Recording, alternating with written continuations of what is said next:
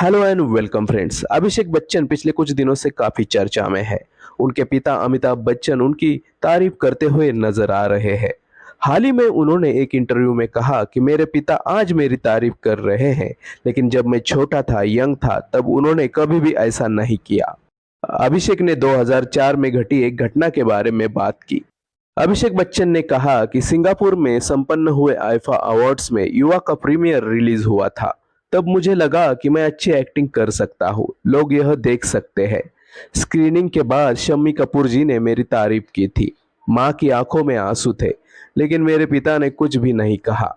उन्होंने इस पर कहा कि इसके बारे में हम बाद में बात करेंगे, लेकिन उन्होंने इस पर कभी भी बात नहीं की। लेकिन एक दिन कॉफी विद करण में अमिताभ बच्चन ने एक स्टेटमेंट दिया था, जिसमें उन्होंने कहा था कि मुझे युवा में अभिषेक का काम अच्छा नहीं लगा था।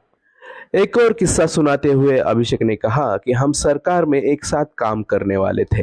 पहले दिन मैं बहुत डरा हुआ था और नर्वस भी था। मुझे पसीना आ रहा था। वो मुझे शंकर कहकर पुकारते हैं और मैं पलटकर जी कहता हूँ। ऐसा एक सीन था।